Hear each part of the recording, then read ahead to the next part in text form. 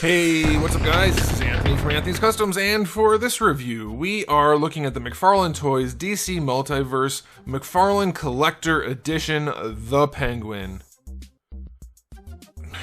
How does Todd decide what's a collector edition? It's such a strange company, guys. Have you noticed these weird practices they do that seem really out of place? I don't know, it's so strange to me. Like this figure, well whatever, we'll get to it. There's a lot to like about this figure, actually. It's just such a weird thing that the company's doing. Anyway, there's good stuff and bad stuff, so let's go ahead and get him off the stand and take a closer look. What's it called in a movie or a TV show when something's out of place, that it's from like a different time period? Is that an anachronism? I have to look that up. I might be wrong. But most of the things this company does feel like that to me. Anyway, here's the packaging. You can tell it's special because it has chrome on it that says McFarlane Collector Edition, which, I mean, honestly, it's a nice looking package, and I like the chrome on the black with the blue and white. It looks good. It's just, is the figure really anything special? Probably not. But if you are collecting McFarlane figures on the card in the package, these are nice comparatively, except for one thing, which you might have noticed.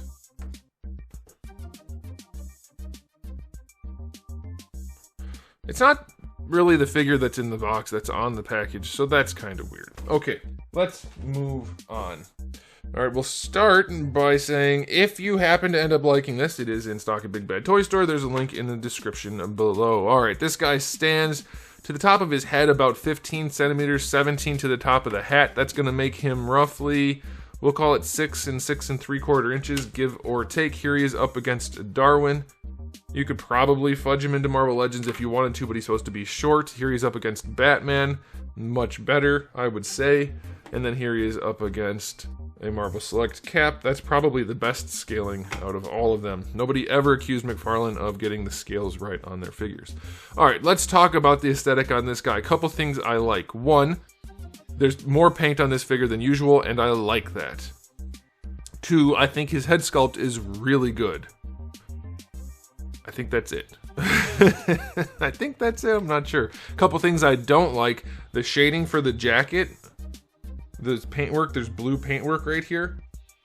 It's only right here on both sides, but that's it. So that looks really weird. And then the paintwork for this, I don't know how well it's coming across on camera, but that is freaking neon. I love the variation in colors. The shading part is great, but that is neon orange.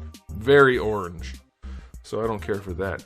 But the face does look nice. I like the sculpt and I like the paint. I think that's very good. I don't mind the plastic they use. It does kind of give off a skin-like quality. That's pretty nice. I think it's alright. The hat's painted well enough. Oh, there is a little bit of blue on the hat at the top. It's hard to notice, but it's there. So yeah, it's decent. And there's texture on the jacket, there's paint going on up here, it's fine, but then all of a sudden we get to the pants and we don't have the stripes, we don't really have any texture, and it's shiny plastic, so it really breaks up the figure and looks kind of weird. Not in love with that overall presentation. It'll look okay on a shelf, I guess, but he's also kind of gorilla-like. Like, he's supposed to be short and kind of squatty and stocky and whatever, but his arms are way bigger than his legs, and I don't think he's supposed to be like that. He needs way more leg. A little bit less belly and a little bit less arm. His proportions are very strange. Now once you pose him, you probably won't notice, but there's some weirdness going on here. There's some good stuff, and then there's some weirdness. So, and I do think they did do a different, was it this one? Can you actually buy this color scheme as a platinum version or some garbage like that? I don't know. But gosh, it's so stupid, so incredibly stupid to have a collector edition card come with the figure that doesn't match the freaking figure. We'll get to that. Aesthetic-wise, I'll go 7 out of 10. There's some good, there's some bad. I don't personally like it. As a reviewer, I don't like it, and it's going to be down to whether or not you can tolerate it, I guess. Alright, as far as accessories go, you get, I do like the hand sculpts, by the way. You get the 2 trigger finger gripping hands that come on them in the package, then you get a fist and an action pose hand. That's fine. They're okay. You do get his umbrella, not an open umbrella, mind you, just the closed one, so that's okay. You get your ever useful DC display disc with a silver logo on it that is just not even centered properly. Gosh, they're lazy and bad. And then you get your little garbage Cracker Jack box hollow plastic plinth to hold your cards that doesn't match the figure. Cards are nice quality, I'll give them that, nice enough. You get the chrome lettering and the print works nice and you get some stuff on the back, but I just can't imagine anybody in their right mind putting this on a shelf and thinking, yeah, that looks right. They're not the same thing. One's orange, one's yellow. The pants don't, like, it's not right. So silly. Accessory wise, 5 out of 10. Let's get into the articulation. Maybe this guy will pose really well. Ball pegs in the neck and head works surprisingly well. I don't think you're going to have any trouble doing penguin-like poses with that. That's very nice. Shoulders, standard ball hinge. Better than horizontal by a little bit. Full rotation. Bicep swivel is fine. Not the best looking thing in the world due to the jacket, but it's okay. Double jointed elbows, full range, no problem there. Ugly elbow though. Lots of cavities in there. Don't care for that. Wrists are on ball hinges. Oops, there we go. Should be a white ball hinge, but it's functional enough, so that's okay. Now the torso, obviously we don't have anything for the belly. There's no articulation there, but you do get a giant ball peg worth of motion for the whole thing. So he actually poses surprisingly well. It's not going to be, I wonder if it's actually a combination of hinges. Almost feels like that. Either way, you get all kinds of range out of this guy that you wouldn't have expected, and it works pretty well. So that's good. For the hips, they're pretty high up there in his diaper, so you're going to have some more limitation.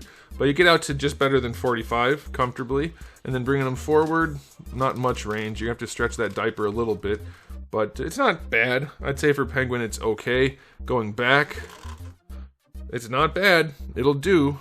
It's perfectly acceptable for this character, I think. Thigh swivel, basically non-existent. Single jointed knee, not the best thing we've ever seen, not the worst. It's okay. You do get rotation out of it, so it's just okay. And then for the ankles, they're standard McFarlane ankles, but they're inside those pants, so very limited range. Not a whole lot going on there at all, really. Toe hinge is acceptable. So yeah, it's not like a super poser, that's for sure. But it is penguin, so I think it's probably okay. I'll give him a 7, I guess. Considering the character design, 7. You could probably go down a little bit or up, depending on how you feel about it. But I'd say overall, it's not too bad. So, last thing to do before we give a final rating is a cake rating. Will we be able to even get in there? Let's see what we can see. Oh, he is, wow, that's basically, he almost looks like a frog trying to stand on 2 legs. I can't lift the coattails up. That's not, he is cakeless. He's not caked up. They're in there, I guess. Some. I'll give him a 1 just because there's a little bit of mass, but it doesn't look good. Not a great cake score for this guy. All right, final verdict on this guy. Is it my favorite penguin figure ever? Definitely not. Will it be okay? I guess. The thing that bothers me the absolute most is not only the neon green, wow. Neon orange right there, which I could live with. It's this blue that's on the shirt, on the coat. It just looks so weird not being everywhere and being so just specifically right there and right there. Takes a lot away from the figure if you ask me. I'm guessing the other color version looks better than this one. I don't know. This one doesn't look great. So, I'm kind of torn. It's close to being really good, and if you wanted to repaint it, it would look plenty fine. But as it is, I just really can't get behind that. I don't know. I think I'm going to have to give this guy only a 6 out of 10. Being a collector edition, it's got to be held to a slightly higher standard, and it's just not where I think it needs to be. I do love the head sculpt, though. Like it a whole bunch. I think the nose is actually a separate piece of plastic. And doesn't quite match perfectly, but I don't know that you would actually... Yeah, it is a separate piece. I don't know that you would actually notice that. Well, maybe. On your shelf, I mean, without doing a review. Okay, so yeah, I'm still gonna stick with 6 out of 10. It's fine. In a lot of ways, it's decent. But in other ways, it's not. Let me know what you guys think in the comment section below. But there it is. That's it from me. So thanks for watching, guys. If you enjoyed the video, please do give it a thumbs up. If you didn't, give it a thumbs down. And if you haven't subscribed, you should. I have new videos almost every single day. It's usually every day but Wednesday, but sometimes I do Wednesday also. And I do have thousands of videos already on the channel. So make sure you come back for all of that. And in the meantime, keep collecting.